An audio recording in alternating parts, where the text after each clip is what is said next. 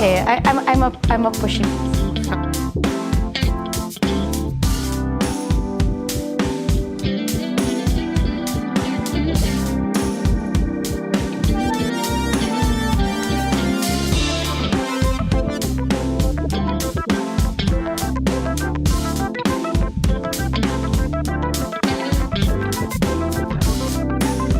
Welcome everybody to the Minsan Football Show. We have another episode tonight. Round of applause there. So we are presented by Upstream Sports and I'm your host, Diego Crader, hosting for the first time after so many episodes. Again, alongside me is Jing Hamlang and on the far side is Natasha Alquiros Deito. So we're back here tonight to break down another weekend of PFL action as well as to preview what we're gonna have this coming weekend. Again, for those of you who still don't know, we will have a Minsan Football Show on the week if there are PFL matches on the weekend. So, before we get moving on with our recap, we would like to thank our drinks partner, Thirst. Kickoff savings this football season. Use code PFL2025, no space, on the Thirst app for special discounts. Thirst is the Philippines' only beverage marketplace. Download the Thirst app wherever you get your apps. Before anything PFL related, we want to first and foremost invite everyone watching this to support the FIFA Women's Futsal World Cup. I'm gonna have to get used to saying that. Obviously, 2 years ago we qualified to the Football Women's World Cup, and I still haven't gotten over that. But this time we're gonna be hosting one, and it's gonna be the Futsal edition. Again, the Philippines are gonna be in Group A. We'll be up against Poland on November 21, 8:30, and then 3 days later we'll be up against Morocco. Same time, I think Philippines always plays at night when we're doing anything futsal related, or we're always playing at the last. And then to close the group stage, we will be playing against Argentina on November 27, also at 8:30. The whole tournament will be at November 21 all the way up to December 7. So there's a lot of action to catch for this Futsal World Cup. Here you see the details for the tickets, all-day passes, and they're gonna be. It's nice because it means what can happen is once you buy the ticket and you're inside, you just stay there the whole day. It's even better because there's gonna be quadruple headers on certain days. So the tickets are gonna be worth it if you just buy them. Again, Category 1 tickets are at 1,400 or 1,399. That's premium seating, assigned seats. Category 2 is at 699, open seating, and Category 3 at the top of Ultra is gonna be at 500 pesos or 499. So those are the tickets. Please do come along and support the Philippines as we take on our Futsal World Cup this coming November. So it's 1 month from today, and that is going to be a very exciting tournament. I'm sure I'll see you guys there in Ultra, wherever you guys may be. But now, moving on back to the PFL. Again, we had an exciting round of PFL matches last weekend. Of course, as always, we had 5 exciting games. All of those games, you can watch their highlights and videos on demand on YouTube. The YouTube page is We Are PFL. That's at We Are PFL, no spaces. Make sure to check them out and don't forget to subscribe and hit the notification bell while you're at it. Now, moving on to the 5 matches that happened. Again, as usual, we had the triple header on Saturday, and then on Sunday we had the double header. We started things off with Maharlika beating Philippine Army 5-1. That was followed by Valenzuela, PB Mendiola, and Don Bosco battling out. Don Bosco really won 2-1, and that was closed with Stallion Laguna FC versus Kaya FC Iloilo. I believe you guys did that game. And Kaya got the better of Stallion 1-0. The following Sunday, we had Aguilas beating Tuloy 5-2. And then the weekend closed off with a major showdown between Manila Digger FC and a dynamic Herb Cebu. And that ended on a 1-all draw. But there was a lot more than just 2 goals in that match. Now, You got this. You got this. Good job. Baptism by Again. fire. Babad na babad si it's Diego. our first time hosting, so you can clearly see that. But I'm having fun. I'm sure you guys are also having fun. We started things off with Maharlika beating Philippine Army 5-1. And it was another win for Maharlika. They're now at 9 points, which is something that not a lot of teams can say they've achieved this season. Jing, what do you make of this Maharlika side that are trying so hard to knock on the door for the top 6 finish? I think they're showing that their ambition is not far-fetched, right? They want to break into the top 4, even, not just the top 6. And they are backing it up with the performances in this first round. And I think a victory against Army was not exactly a surprise, but I was a bit impressed with their capability to get the goals in, get them early, settle the game, and then, run up the scoreline as much as they could. So it was a very professional performance from Maharlika, which is something that we have been saying a lot more over the course of the last few weeks, and something that we have not really been able to describe Maharlika as over the last few seasons. So I think, it's exciting to see Maharlika become this team that is a real contender in the league, and they really make the cast a lot more colorful. They're a huge credit to the league right now, and I'm loving what I'm seeing. But at the same time, Philippine Army have gotten their first goal, so great for them. They did it the hard way. They missed the penalty and scored an open play. I'm hoping that would be a start of new things to come for Philippine Army. Tasha, how about Philippine Army? Do you think that there is something more in this team? Because so far, it's taken them 5 games to score a goal. I believe Jing pointed out, first goal in 1 year and 4 months. I think he said that last week. So, do you think there's more to come from this Philippine Army side? To be honest, at the moment, not enough. I think that they look exhausted, actually. They don't look like their very first game. They looked a bit sharp, second game, but then you could see that towards the end of the game, they really fizzle out. So it's really for the coach to try to find a way to deepen his squad, or try to make the most of the substitutes that he has available to him. Because as we all know, not all of the players as well are the youngest players. Like, they do have younger players now, but they also have a lot of old players as well. So it's knowing how to maximize the time of the older players and how much more playing time the younger players can get.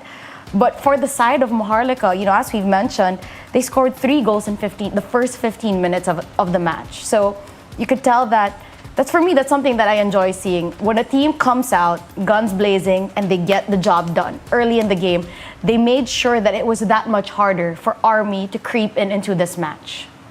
Yeah, very impressive, as you both said, from Maharlika. And I think we're going to see now, coming into the busy part of the season, that they're going to really push for a top 6 finish later on. Moving on to our second game. So our 5:45 Saturday game was between Valenzuela PB Mendiola and Don Bosco Garelli United. Two teams that are probably two of the teams that are projected to be in the classification round come the end of the season. But it was a chance for either side to get 3 points. In the end, it went the way of Don Bosco Garelli United. Jing, I believe you called this game with Alex Lagman. And talk us through what you thought when you called this game last Saturday.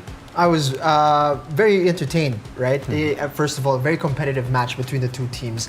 Most of the action really came in the second half.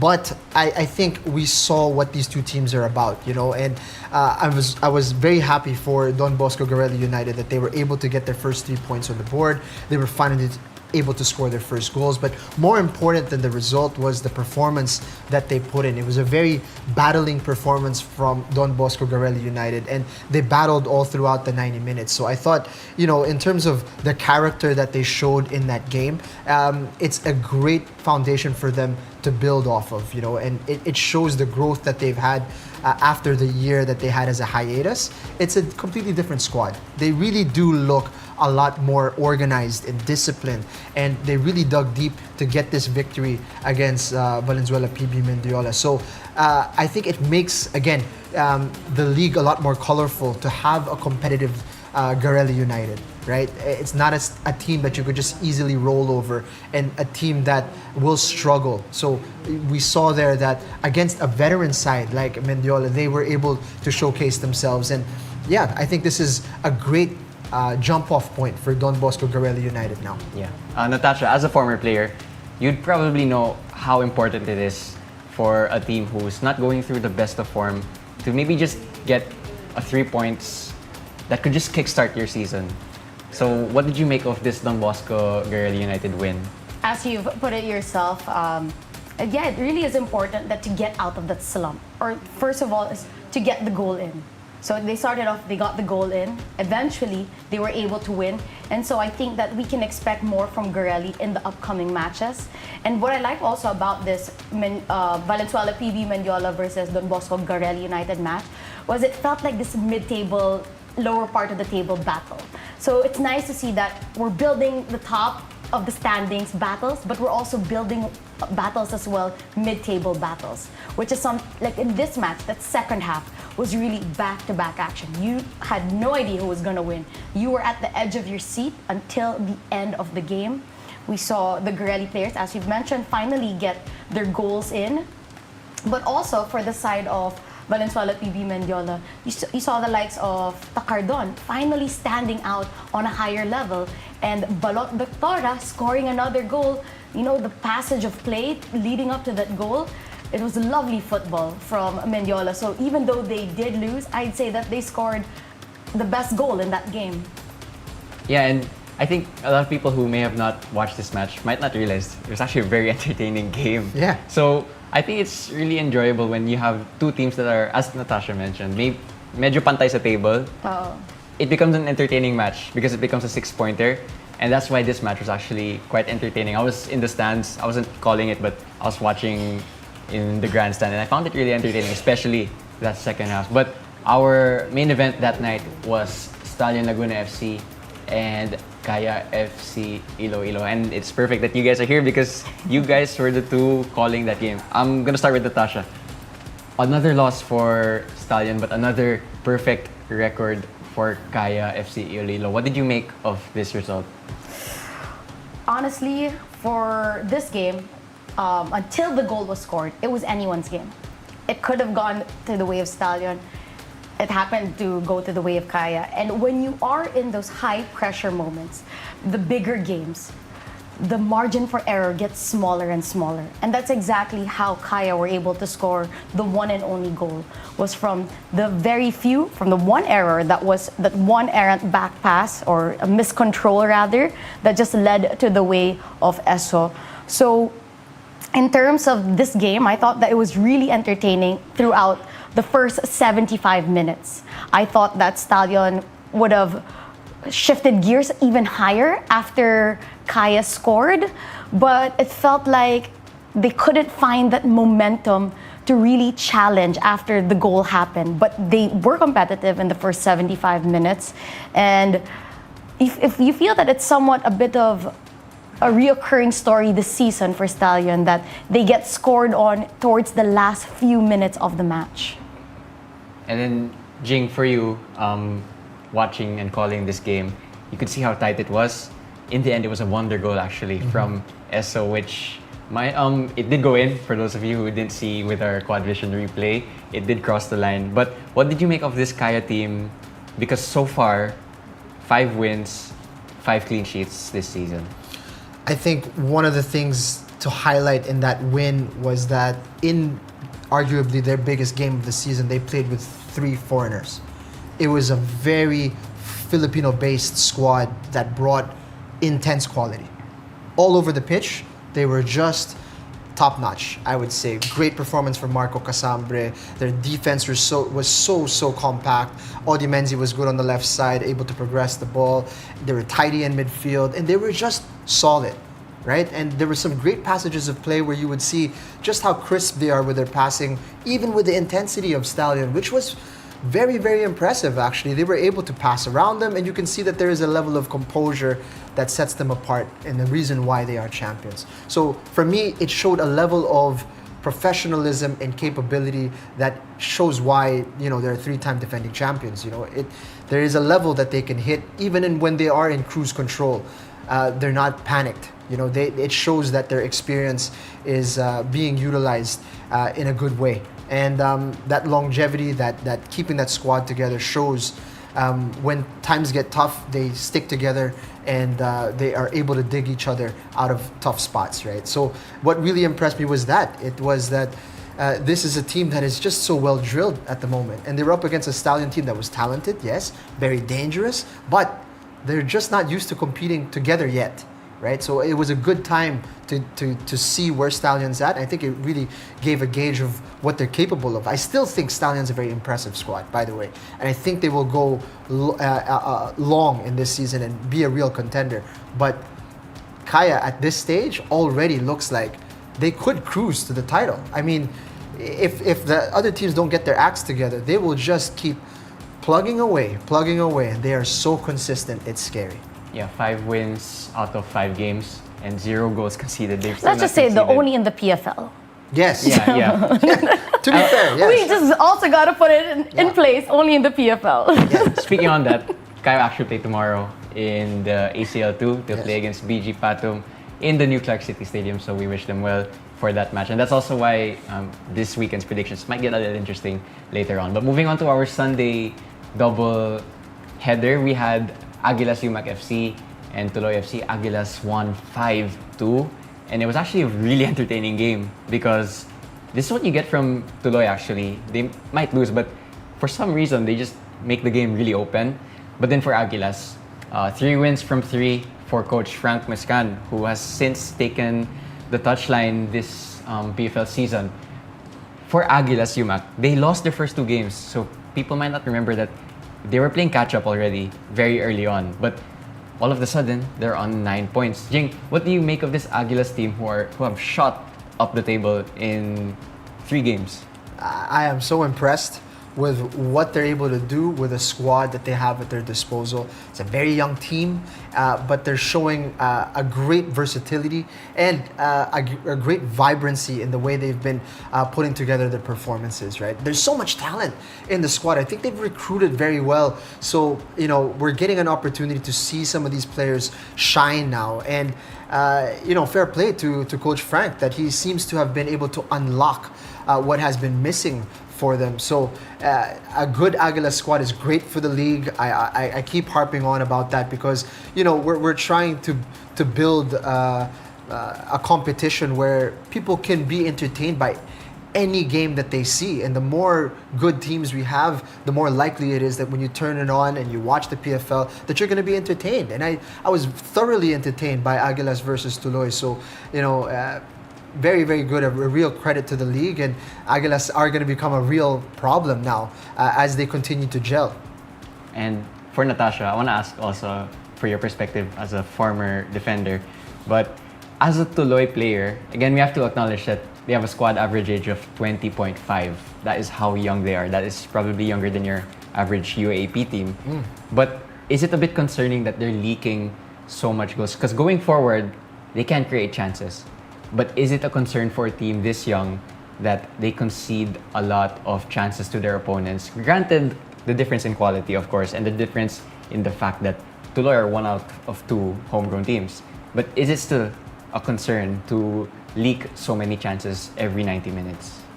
Well, I think that it also only has been against the last 2 teams because their games before that, the margins were very close when they went against Maharlika, when they went against Stallion, it was 2-0, and then against Maharlika, if I'm not mistaken, it was 3-2? Yeah. 3-2. So it's only really with the last 2 teams where they have a lot of taller, more physically molded players that they were getting scored on. But yeah, of course, so defensively, as you mentioned, in any game, it's always so much more tiring to continuously defend than it is to attack. So when you're constantly defending, the longer the game goes on, especially in the last 15 minutes, last 20 minutes, you're more prone to error. So defensively, sometimes it's also when the leaks happen. But again, it's also about game management. Do you give up the 2 goals, you know what I mean, and give up your attacking style of play, send more players down? So it's really up to the coach on what he's trying to achieve with this Tuloy squad. Does he want them to take those chances, to always take chances, play aggressive, play their game, send players up on top, or does he just want to park the bus? And you could tell that he doesn't want to park the bus. He wants them to be able to take their players 1v1, and for the players on top to go on top, have more chances, create players. And that's also what's so exciting about them because, yeah, they get scored on a lot sometimes, but they always find the back of the net. And it's always banger goals, I might add. So that's also something that's very interesting about Tuloy. Actually, there are 2 goals again this game against Aguilas. 2 really good goals. The first one, Cyril Saot now has 2 weeks in a row where he scored bangers. Anyway, moving on to the game that everyone was talking about after last weekend. We had Manila Digger FC and Dynamic Herb Cebu closing the weekend with a 1-1 draw. So much to talk about in this game. Everything happened. Goals, cards, and maybe stuff in the stands also. But I think it was a game that showed the true quality of the PFL. 2 teams that have a lot of talent, Filipino or foreign, in their ranks. For you, Jing, Manila Digger, they want to chase for that championship. It's clear because they finished 1 off last season. Did you see enough in this game for them to perhaps challenge Kaya when it comes to winning out these big games? Because let's not forget, when Kaya played Cebu, they made it look easy. 3-0 win. But then for Manila Digger, that's now 1-1 versus Stallion, and they equalized in the last minute, and 1-1 versus Dynamic Herb Cebu. Is it going to be enough to have these type of results and still get that PFL championship like they want to? I think the beauty of a league is that it's a marathon, not a sprint. And over the course of a season, luck has its way of leveling out, right? If you play that many games, you need to develop consistency in order to win. And the most consistent team will become the champions. If you have an amazing run for a stretch of a month, you could win a cup. You can pull away a trophy. And, I feel like Manila Digger is more of a cup team right now. If they don't make themselves more consistent, it's just too difficult to reel in Kaya, right? So they're going to need to, and they can win these games against Kaya if they face them in the second and third round, yes. But these are the games that you need to win, and you need to win them consistently, because in terms of quality, I feel personally that they are a little bit above Cebu right now in terms of their potential and their ceiling. So they need to be unlocking that level on a more consistent basis, or else they're just going to be the team that is always a runner-up. And that's going to be exactly what they're trying to overcome this season. So, we're getting early signs that it's a warning for them. And it's lucky that it's just the first round and they have time to tweak things and to overcome this. But already you're seeing signs that there needs to be something changed in order to ensure that they perform better, more consistently, and hit the heights that they need to. Yeah, and I think Clara and I actually mentioned this on air, but neither side will be happy with a 1-1 draw because of the way the league is formatted. But for Cebu in particular, Natasha, would you be concerned if you're a Cebu fan? Because at the moment, when you look at the league tables, they're on 7 points, which is okay. But then they're actually outside of the top 6 as things stands. Is it too early to panic, or should there be some real cause for concern for Cebu? I honestly think that there should be some cause for concern because they haven't had a game where they controlled the momentum of the game. Even when they did win, for example, against Stallion, it was Stallion that was dictating most of that game. But the best thing about Cebu is that they always come alive in the end. They always make sure that though they don't always start the strongest, they will always end strong. But in terms of football is over 90 minutes. You can't just play well the last 20 minutes, or just one half. So I think that there is a bit of cause for panic of trying to figure out how to unlock the team that they are capable of becoming earlier in the game rather than later on. Yeah, okay, and then for those of you who also weren't aware, there were 2 red cards in this game, one to Amerul and one to Modu Juve, so they won't be playing this weekend for the PFL. Now moving on to our next round of PFL fixtures, we actually, before that, let's take a look at the league table actually, because I was mentioning it. Dynamic Herb Cebu sit in 7th. Below them, it's a 3-way tie between Tuloy, Don Bosco Guerrilla United, Valenzuela, PB Mendiola, Philippine Army still with 0 points and a minus 35 goal difference, but they did get their first goal last weekend. And then you have the top 6, which is so tight between teams 3rd and 6th. There's only 2 points that separate them. at the top two, there's a little bit of a separation between Manila Digger and Kaya FC Iloilo. Now, it's still really early in the season, so this table could still change as time goes on. But that's your PFL table as things stand. Can I just say something about that table that perhaps is the most glaring thing is the 8 goals that Manila Digger have conceded already.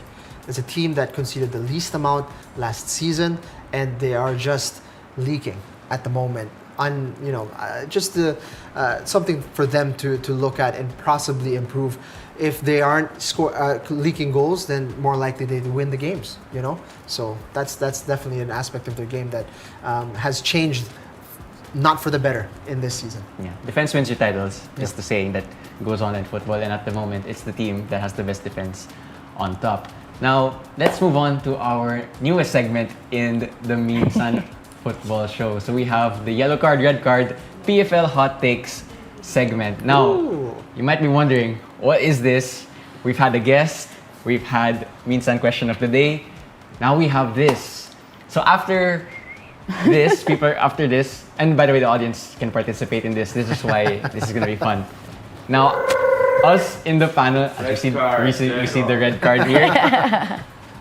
You might be asking, what's this for? Each of us in the panel is gonna present a hot take about the PFL. After each take, the other hosts will either flash a yellow card if they think it's a bit risky but fair enough, or a red card if they disagree completely with whatever take that is. So does it make sense to you guys? I'm assuming it's really easy to understand also for those of you in the audience. Now, I'll go first as privilege of being host. I will go first with presenting my PFL hot take. And Bring out your cards first. Okay. yes, we prepared for Madaya this. si Jing eh. Jing has a Grabe. referee book. Meron pa siyang...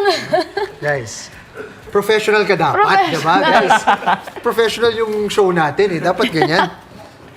Well, there you have it. So, well, I hope I don't get a red card from someone who has the referee book. But as privilege of being host, I will present my hot take first. Now, I thought a lot about this. I had like 3 or 4 different hot takes. And then I realized the first 3 or 4 might not go down so well. But my hot take, actually, it was already alluded to earlier on, and because of that, might actually not be a hot take. But my hot take is that Maharlika FC are going to finish in the top 5. Yes, that's right. I believe Di mo naman ganyan sinabi. that does mean that someone in my projected top 6 will finish outside of their projected top 6. Who that is, that's not the hot take. My hot take is Maharlika will finish in the top 5, and I think it's because of the fact that we've seen it in their big games and in their games that they expected to win. They've won or they've competed well. Again, they lost to Manila Digger, but they scored first in that game. It was 3-2, and it was a really tight game. Then they also lost to Aguilas. They conceded an own goal after equalizing right away. So they lose these types of games against big teams that are 50-50 or really close. Yeah. And because of that, I just think that there's something in this team that's gonna pull a big result sooner or later in the PFL. Again, there's gonna be a lot of games this season, but once they get that big result, I think it's gonna kickstart their, I wouldn't say title race, but it's gonna kickstart their push to the top 6. So that's why I think they'll finish in the top 6 and even in the top 5. Wait lang. Kala ko ba parang he's supposed to give his hot take, will give a response. Yeah. And then you're gonna expound. Na-excite siguro. Inanahan mo kami. Una, Red you got the red card Red for card that, ka. for breaking the format. Pero, for the idea, actually, yellow card ako. And then, after you expound, I agree. So we're gonna wave away the yellow and we're just gonna go thumbs up. Yeah. I guess, right? Because I do think you have a great point that Maharlika is doing the right things. And if they keep on this trajectory, they might end up where they want to be, right? Yeah. Yeah, I'd say a yellow card as well. Show it. Brand the shit. Yellow card as well.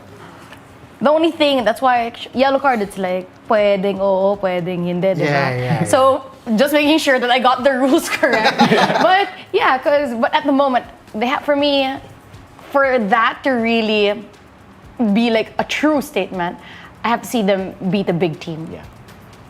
That's Fair. That's completely fair. Fair. Okay, whose turn is it? You in the hot seat today.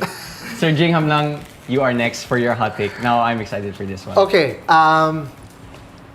if nothing drastic changes, I think we should start considering a Philippine Armed Forces team. Okay. Do away with Army, Navy, and Air Force, and we just do a combined Armed Forces team. That's my take.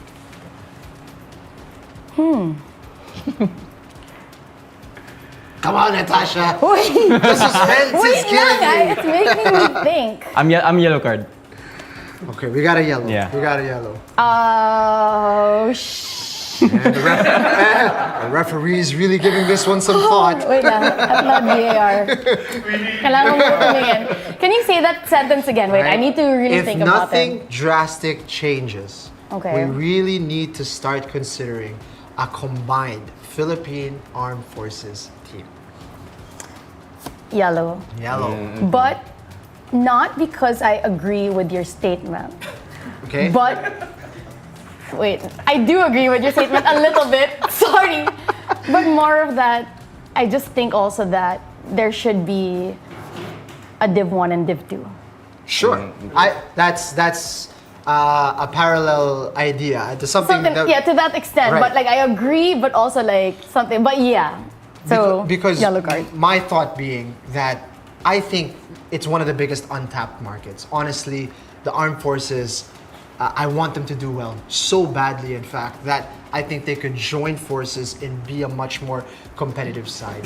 Honestly, if I was a sponsor, I would throw my money at Army because you don't need them to win in order to get good value for your money. They just need to do better, which is a pretty low bar at the moment, right? So if you start winning games, even just one or two around, you're gonna get the coverage that you want. People are gonna be like, "Oh, Army's finally winning," but and even that, like, it's not even that far of a bar. You just need to train better. You need to have, keep the team at a level of fitness that is acceptable, and then employ certain tactics that would help you win against teams that you could probably outmuscle and out-experience. So for me, the bar is low. But if you're not going to be willing to make the changes or recruit better amongst your reserves and not even have to tap the foreigner market, then join the forces. There's a lot of great players in Air Force, a lot of good players in Navy, and you're also promoting, encouraging the getting along of our armed forces instead of them just being rivals all the time. To promote a bit of, harmony between them, at least for these particular games. And I think we'd have an opportunity to unite a massive fan base around the team. So that's my take on that. Okay. Sure na. Sure na. It's like sure na ako. Sure na yellow. Also, it's not like it's a far-fetched idea. In Korea, the Armed Forces team exists in the K-League 1 and they're in the top half of the division and they're doing well, right? And these are teams, players that need to do mandatory military service, but they're from 3 different branches of the Armed Forces. So it can work It can in the work. K-League format, which the In the people, it's a which the very people follow. competitive league, Yeah. right? So there you go. And people might forget also before that historically, the armed forces in the PFL or UFL back in the day, they were a fun team to watch also. They made it to the finals. No, wait. Yeah. In the first editions of the UFL, My young Air friend. Force were Yeah, the team to okay. beat. Yep. They were the champions of the league and the champions of the cup. Really, really good team and great value for money to watch in terms of entertainment. But this was also Chifi Calicdong, Yeah. Yanti Bersales, a great team. Yan Araneta. Yeah, so, yeah, exactly. So, maybe things have changed and the priorities are different. Yep. But I definitely see that still becoming a possibility. It's just that right now, the way things are going, maybe a big change is necessary. That's true. It's not working. We might as well try something. new. Right. Makes sense. Now, last but not the least, I'm excited for this one also. Natasha, what is May giggle. your PFL hot take? Okay. Jing is getting ready with his refereeing book. I'll get ready with my cards as well. Okay, so my PFL hot take is the man of the match should come from the winning team. Wow! Parang may iba. Okay. Sige, please expound. It's very easy. You win, man of the match should come from your team. Worst of the day, even if you all sucked, somebody scored the goal. Give it to the goal scorer.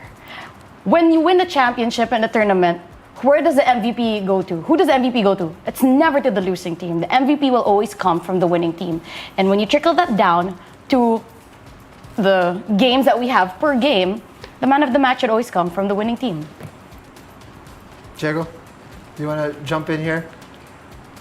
Or would you like I'll to just say while I agree for the most part, there are probably some super instances in football where the losing team has an individual just so good that you have to give them some credit. Because I remember, not to show my age, but it was 2 World Cups ago. Well, that's not even that long ago, actually. Well, 2 and 3 World Cups ago. It happened in 2018 and 2014. But in 20... Nakakasar ka eh. Pinakabata dito. Hilit-hilit ka ng ganyan, nakakabwisit eh. Ikaw talaga bibigyan ko ng red card. Not to show my age. Not to show my age. Annoying. Please continue.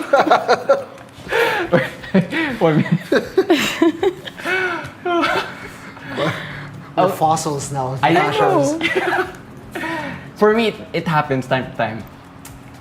In 2018, Modric got best player of the tournament after Croatia lost the final. And then in 2014, Messi got player of the tournament after Germany won the final.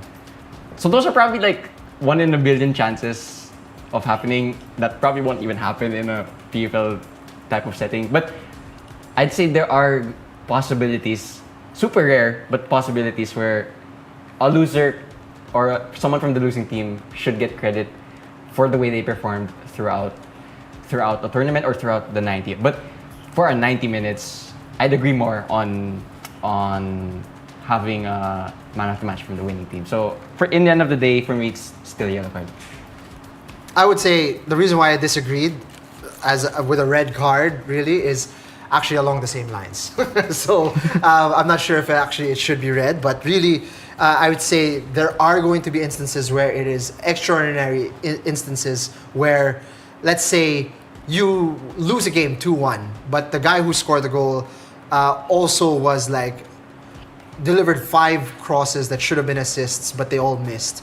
And he was just a constant threat all throughout and was just amazing throughout the entire game. Maybe there is an argument that he could have won man of the match, or 1-0, the guy made 25 saves and all of them were spectacular full stretch. Like, all right, maybe the guy who scored chamba lang and it wasn't that great. Like, sige, we'll give that guy a man of the match. But 90% of the time, Yeah. the winning team will have a hero that deserves his plaudits. I agree with that. But I guess I just don't want it across the board. Yeah. So 98% of the time, the man of the match should come from the winning Yeah. team. Now I Okay, agree. pwede na? Yeah, You can yeah. agree na with me? Okay, you have to show the card. Okay, Para okay, sure. okay. Yeah. You see, Jingy has to So open his book. 98% of the time, the man of the match should come Yeah, from the yeah. winning team. Okay, okay. All right. So there you have it. That was our first Maybe ever. the fans have some hot takes. You Oh yeah, actually yeah. don't know. I'm sure the fans have some hot takes. Yeah. Well, actually, I'm not. Never mind. They're all giving me a red card. Shout out. Oh, by the way, shout out to Ate Ven in the chat. Shout out to people in the chat giving donations also. So Talaga? Donations shout to out us. to you guys. Oh, this is great. We see them here in our chat right now. No, Shout out this is to awesome. PFL Bible and shout out to Roof also giving me red cards. Just to add also, I think that, I don't know why that I'm so stuck on that whoever wins, like more often than not. Yeah. So I think that if you want to give a shout out to somebody who performed well, that's why you have social media. Oh, okay. So you get like a special mention, Yeah. but you can't win. You man know, of the you match. can have like, what you call this? Some extra award Yeah. for, like valiant effort for this person. Unless, you know what I mean? Like a goalkeeper that makes really like, wow. Yeah. Crazy saves for like 30 years. My bias a goalkeeper. Yeah. And then, they lose just because of Right. something. Yeah. Okay, so 98% is Yeah. Fair. Because Okay. I think that's why you have social media. You can give the hype to the team that lost. Sure. If you wanted that to. could be a nice thing, actually, like a special mention Yeah. for the opposing team. Yeah. Yeah. So there you have it. That was our first yellow card, red card segment of PFL Hot Takes. Let's see That was fun. if we bring this back in the future. I think there's room for Yeah. this in our future That was fun. episodes. That was fun. We didn't have Clara today, but I'm sure he would have had some hot takes as well. Now, moving on, we're gonna move on to our upcoming weekend. But before that, we would like to thank our drinks partner once again, Thirst. So kickoff savings this football season. Make sure to use the code PFL2025. That's all caps, no space on the Thirst app for special discounts. Thirst, for those of you who don't know, is the Philippines' only beverage marketplace. Download the Thirst app wherever you get your apps today. Now, moving on to the next PFL game week. Don't forget, all games will be live streamed at the YouTube page. That's going to be youtube.com/wearepfl. That's one word. Don't forget to subscribe and hit the notification bell while you're at it. So, on Saturday, this October 18th at 3 p.m., we have Stallion Laguna FC versus Philippine Army. At 5:45 ref after, we have Maharlika FC versus Valenzuela PV Mendiola. And then to close out our Saturday, we have Tuloy FC versus Dynamic Herb Cebu. Our Sunday double header is going to be Aguilas Sumac FC at 4, and then a major showdown between Wantagig FC and Kaya FC Iloilo. No game this week, and actually next week also for Manila Digger, who will be in Cambodia for their AFC Challenge League campaign. So good luck to them. Now, Saturday, we start things off with Stallion Laguna FC and Philippine Army. Now, those of you looking at this match might see this as one-way traffic, but Stallion did lose quite heartbreakingly last week. Is there maybe a little bit of uncertainty in this game for you, Jing? I think it's the perfect game to get your confidence back up, actually. So, Stallion Laguna FC, yep, it's been a first round of heartbreak and drama for them. Here's an opportunity to get their feet back on the ground and start their climb back up the table.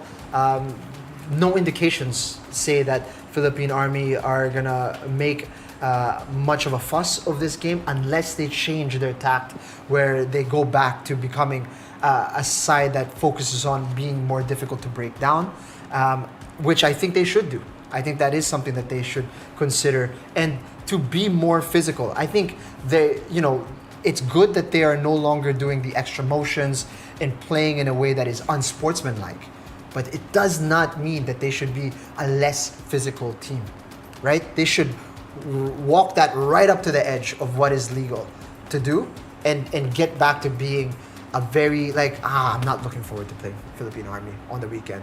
That should be the feeling every time.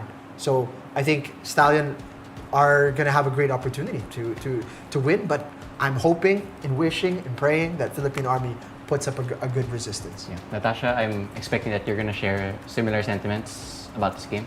Yeah, I think that this is I'm not gonna lie, guys, it's an easy win for Stallion. But what I'd want to see is for Stallion to win nicely. You know what I mean? Like, to show the style of play more consistently rather than in short moments. So I'd want to see more clinical finishing from them. But of course, for Army, I want to see every time Army plays, you always want to see, will this be the time that they're going to make a big upset, where they're going to cause some troubles? That, for the betting people, cause them some trouble or give them some winnings, because it's, the odds are very big, like against each other. So you'll always hope that they play better the next game. Yeah. So quite straightforward for that Saturday opening game at 5:45 p.m. Again, a team that in Maharlika FC, we'll be playing against another team that lost last weekend, Valenzuela PV Mendiola. Jing, is this a similar matchup to you as the first one, wherein one team is the favorite and then the other team might be a little bit wounded from last week? Or could there be something here in the cards? Because there were moments in that Valenzuela PV Mendiola game last week where they showed some attacking play. Takordon got a few chances. Their goal was excellent. Mm-hmm. So is there something in this for Valenzuela PV Mendiola? I think, that loss to Don Bosco Guerrilla United, although that was heartbreaking for them, it showed that they do have the capability to play and play well. And they just need to get the pieces in the right spots. And I feel like they could be a good contender within that bottom half of the table. I think these are the types of games that Maharlika really need to be able to make a formality, right? If they really want to be a top 6 side, these are the games that they need to win. And it's great to be able to see, actually it's going to be a big question mark for me, is how do you handle the pressure of being the favored side? Because it's not something it's something that's new to Maharlika, right? So I want to see them take on that responsibility, that pressure. Like, let's say if they don't score for the first 20, 30 minutes, do they start to get nervous? Are they going to be able to handle that weight of like, oh man, I can't believe we might be drawing against Valenzuela? You know, like, these are the things that you need to overcome. And if Valenzuela come in with an inspired performance, will they buckle, right? So I'm very curious to see how that plays out. But of course, Maharlika, given how they've been performing, is going to be the favorite side. But again, there's enough question marks there that will make this game intriguing. Yeah. Natasha, for you, what excites you about this game? Just to piggyback on what Jing said, I think that this game is still pretty 53% only for Maharlika. You know, they do have a slight edge just because of they're coming from good momentum. You know, they found the back of the net more often and they have been racking up some wins. But if you see how Valenzuela, PB, Mendiola played against Garelli in that second half, there's a lot to be hopeful for, that if they can replicate that second half performance with more clinical finishing into this matchup, that they really do have a fighting chance to beat Maharlika. So I think that this is a fantastic game to watch because it's not really very one-sided as, let's say, like the first match. So this, yeah, actually I agree also. This could be a game that turns into something. By the way, I really like Mendiola's new formation last Saturday because it gave them a fighting chance to create and defend at the same time. Takardon playing as a wing-back was something interesting to me. Let's see if we see more of that in this match. But to close our Saturday, we have a very exciting match actually. Going to be between Tuloy and dynamic Herb Cebu. Natasha, I'll throw it to you. For Tuloy, who just came off a 5-2 loss to Aguilas and then an 8-2 loss to Manila Digger. It's another top 6 quote-unquote team. How do they handle this match? Do they go with the same type of approach as those 2 previous matches, or do they make some slight changes somewhere in their approach to this match? Honestly, for me, I think that I'm biased in a sense that I love the way that Tuloy play. Yeah. And I hope that they don't change. And I hope that they don't become less, what's that word? I'm lost for word. That I hope that they stay as fierce as they have been and taking all those gambles, because they're giving us great goals. They might not be getting the wins, but for me, they're winning the hearts, which is also an aspect of the game that, you know, that not a lot of people really like. I feel that they're tapping into this market of winning the hearts of fans. And so, yeah, I think that their style of play it's still very good. It's just, again, it's just very easy. Not easy, but it's just minimizing the errors to give yourself the best fighting chance. You know, if it's a cross and it's a header because Abusi is, you know, taller than everybody, what can we do? But in terms of everything else, plays on the ground, making sure you don't lose possession in your back line so that it's a quick transition, stuff like that. Things within their control. As long as they continue to play their game at the maximum level, I don't think that they should really change anything. And then for you, Jing, we'll actually be calling this game spoiler. But for you, what piques your excitement when looking at this fixture? Because it was a fixture that I believe has been played already, and if I remember, ended 7-1 to Cebu. But perhaps this time could be a little bit closer. What excites you about this season's version of this matchup?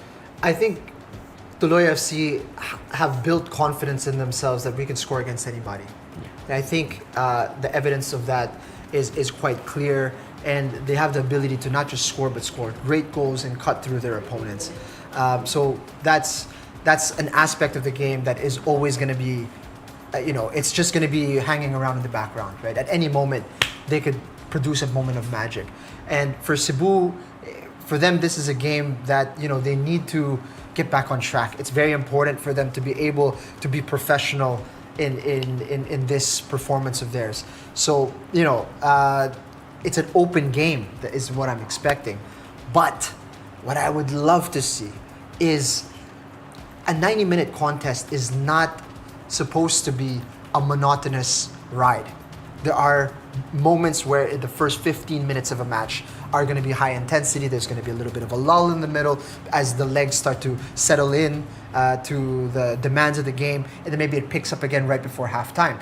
Same could be said for the second half of the game. So I feel like Tuloy needs to start now implementing a bit more of an understanding of the moments of the game, right? So to also adjust to the moments of the game, where we go full sprint, pedal to the metal, first 15 minutes, Cebu starts to settle in, starts to play more long balls on us. Okay, maybe we adjust, show a different aspect to our game, and then pick it up again. Having a bit more of a dynamism in the way they can cope with different opponents. I would so love to see that from this Tuloy side, so they can take that next progression in playing against top tier sides. Very excited for this one. That's our Saturday for this coming weekend. On Sunday, again, a usual doubleheader. We have Agilas UMAC FC versus Don Bosco Guerrelli. Agilas, 3 wins on the bounce, but Don Bosco Guerrelli won last week. So this could be an interesting matchup for you. I want to ask Natasha once again, from your playing days, Don Bosco Guerrelli, they're going to be on a high because they've finally gotten over that hurdle of getting the 3 points. For Agilas, the team as the favorite, do they have to be a little bit careful of this Don Bosco Guerrelli side because of the fact that they're going to be on this high morale following their win last week? Yeah, in general, should never take any game lightly.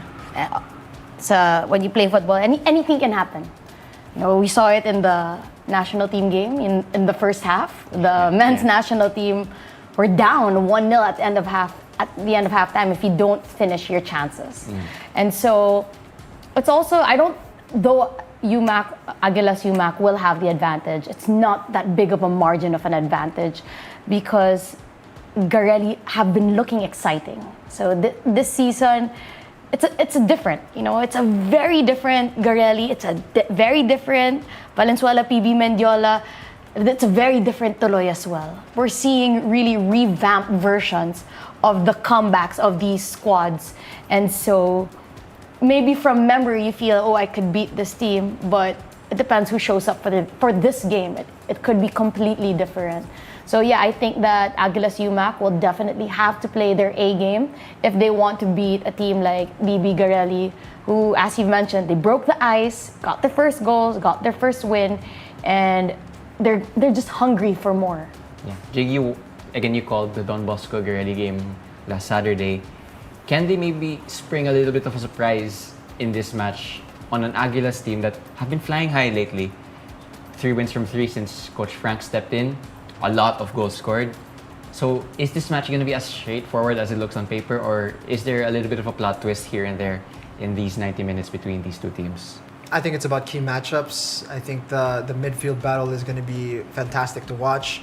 I think it's just about the spine of DB Guerrelli. I think has proven quite impressive, and they're showing that they know the direction that they're going. They understand that this is the core of the team that we want to build off of, and I think they have enough talent there and enough physicality to cause issues. But Agilas have shown a real dynamism with Aspiras and Amita in the middle and a lot of firepower up top. So I feel like,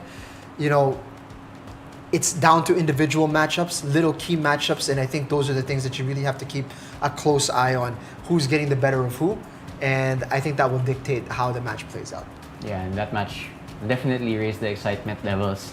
And the excitement levels will remain high because to end the weekend, we have this encounter between the team currently first, undefeated, no goals conceded, and the team currently in third, having won a couple big games but also lost one against Manila Diggers. One Taguig FC versus Kaya FC Iloilo. This one is going to be exciting for you, Jing. Where is this match going to go? Well, it's going to go down as one of the most exciting games of this first round. That's where I think it's going to go. It's going to go back. It's going to be placed very quickly in the memory bank because I feel this one's got a real potential for a lot of entertainment. I think Wantagig struggled against Manila Digger, but it was a matter of how styles make fights. You know what I mean? It's the style. The style of play of Manila Digger did not really help Wantagig's approach, right? I think it was a bad matchup for them, and they didn't approach the game in an ideal fashion. But that being said, I think that match gave Coach Scott Cooper a bit more of an understanding of his cast of players. And with a little bit more time on the training pitch, because they did have a bye last weekend, it's given them an opportunity to really assess what they can expect from Kaya FC Iloilo. And I think they've been game planning for 2 weeks, essentially, by the time this match kicks off. And they'll be able to really implement a new way of going about things. So I'm excited for that because it's a huge, what kind of Wantagig are we going to see? We don't know yet, right? But definitely Kaya FC Iloilo is also going to be coming from a Champions League game. So there's enough curveballs in there that we can't really say for certain what's going to happen. So it's one of the reasons why you want to tune in and see. But just based on the rosters alone and the quality that we're going to see, we expect it to be a very competitive, high-intensity match.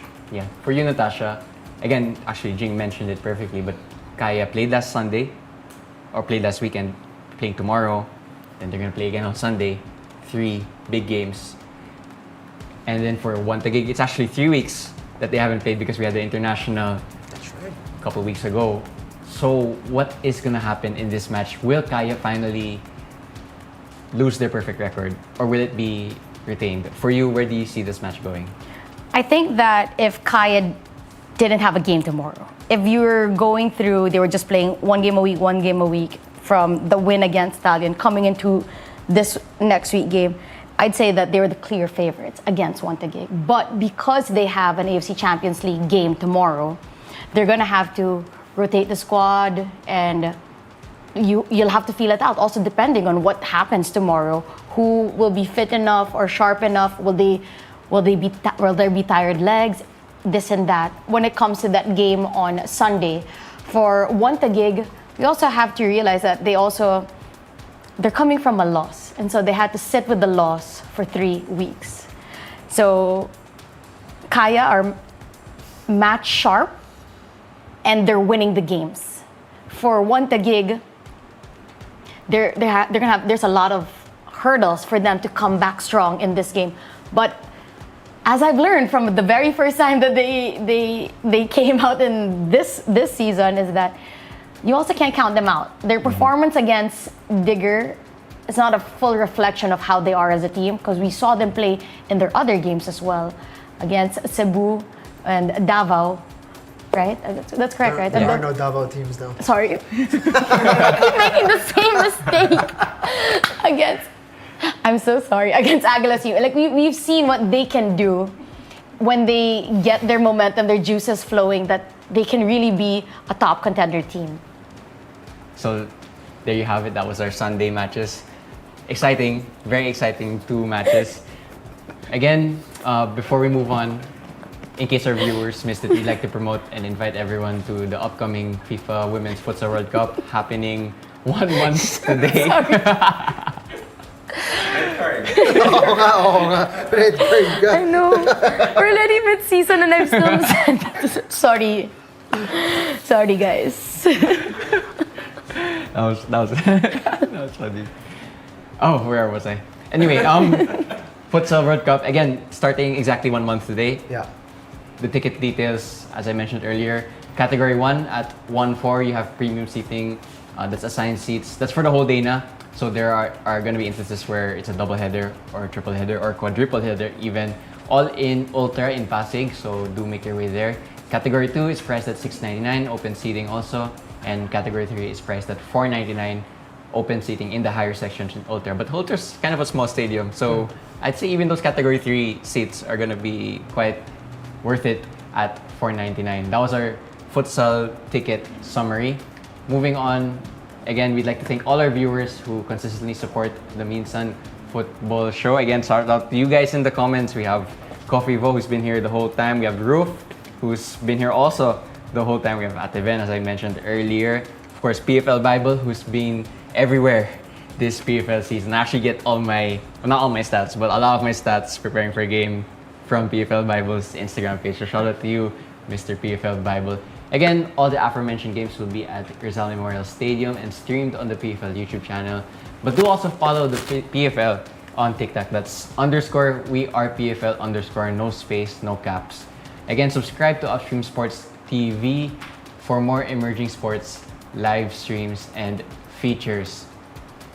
Once again, actually, before we move on, I got excited. Let's not forget also, exactly a week from now, we will have a friendly match between Philippines and Uzbekistan. That will be in Rizal Memorial Stadium, October 29th. 7 p.m. I believe, 7 p.m. Women's football. Yeah. Make your way down to the Rizal Memorial Stadium, please, to support them. Kaya mo magbasa, Diego? Wait lang.